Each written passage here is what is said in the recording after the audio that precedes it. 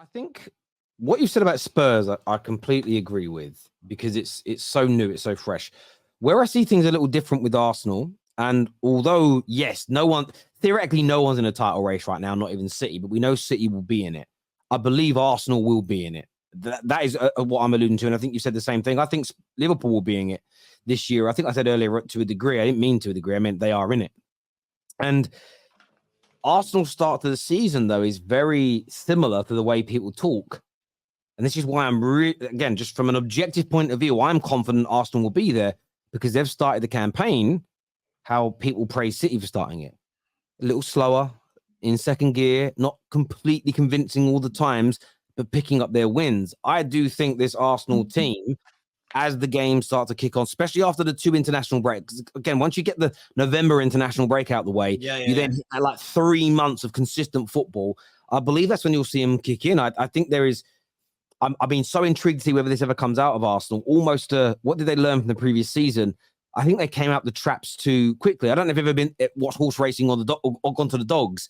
Some, the front runners sometimes they burn out towards the end, and I think maybe that's what Arsenal did a little bit last year. So the way they're still winning, and they've become defensively stronger. The reason why also I think Arsenal have got a better chance of winning the league than Liverpool and Spurs right now, aside from everything else, is they're conceding less just chances and opportunities in games compared to the two of you. If you get where I'm coming from, like Spurs have won their games and they deserved it. But the game against United could have been different if we finished. Luton could have been different. Sheffield United, no, that was different in itself. You got the red cards against Liverpool. They started very well in that game. There was obviously the offside goal. They were better than us by a country mile in that game, Liverpool.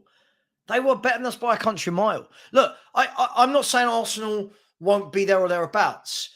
I just think that Man City are different from the rest of the teams. And the thing is, sometimes patterns emerge, Terry, and everyone wants to ignore the patterns. Everyone wants to ignore, they're different this year. But we had this last year, didn't we? Spurs beat them last year. And I remember everyone going, what is Pep doing? Now, this is where I think Pep is his own worst enemy. I was on with Rance yesterday, and Rance called it for me.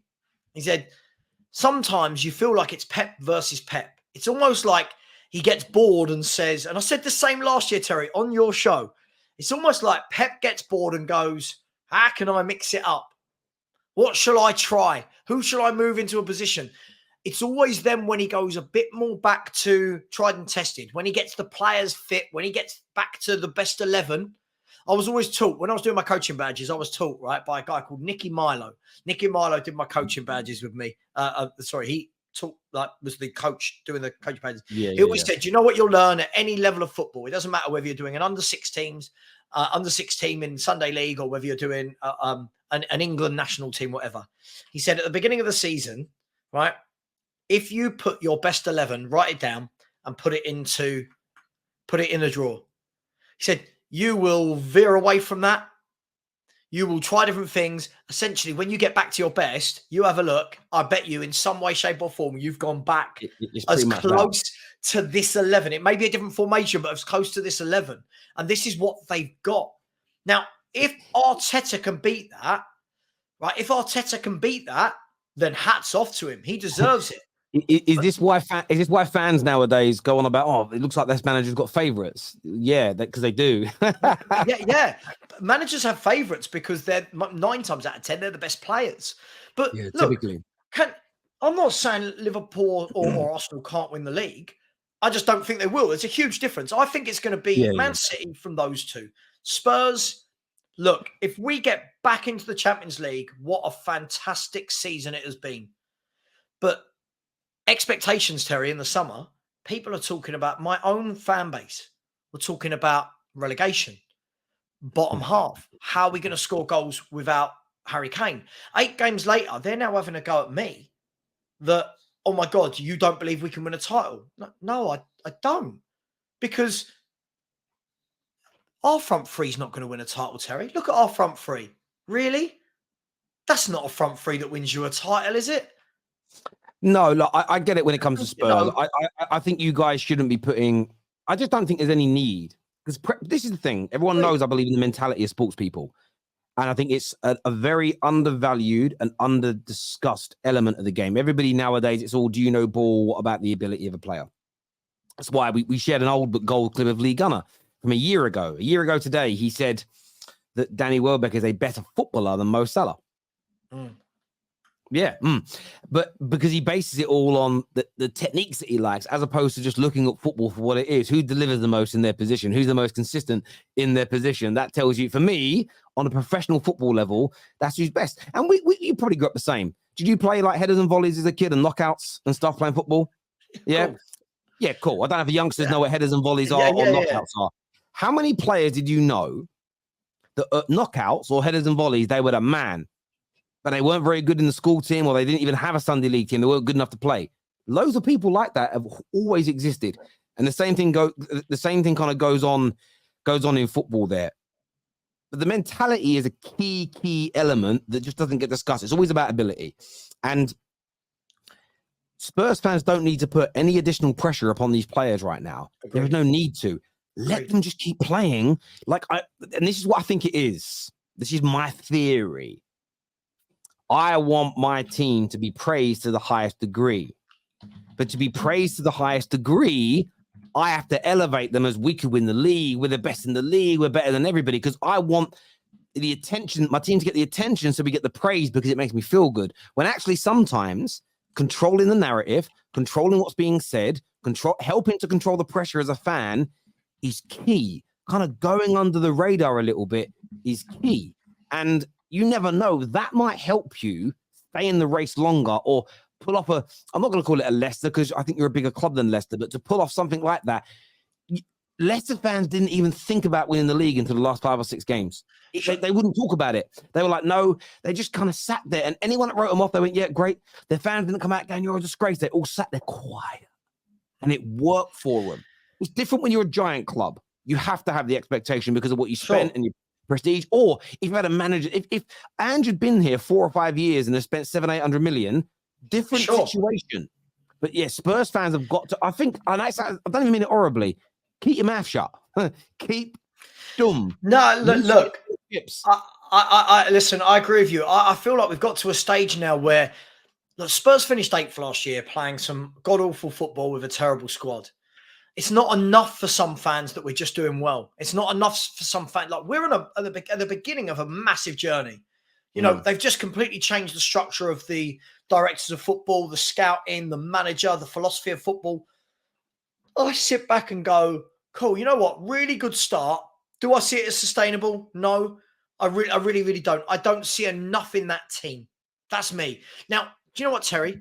If we get to the end of the season and Tottenham Hotspur win that league, I sit there and go, what do I know? I'm pretty confident I can sit here right now and say Tottenham are not winning a league title. And that's not me saying I don't want them to. This is where fans get sensitive. They don't want to hear the truth about their club. Yeah? I can sit here right now and go, Newcastle, really good team, not winning the league title. Right?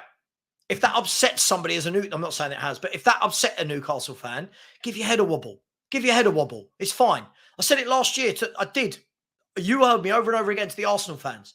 The people that were going, I bet you £1,000 we win it. Cool. Where are they? Didn't see them playing up at the end after they. And this is the thing.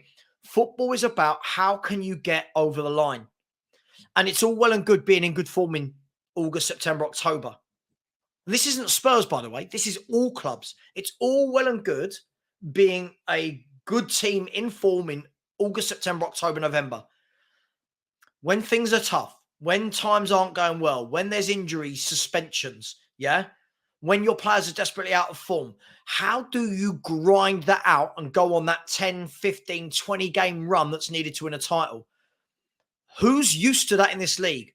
Only Man City. Yeah. So for me, look, I understand they're favourites. I think for me, though, when it comes to the conversation around title races, it's who do you think is going to be in it?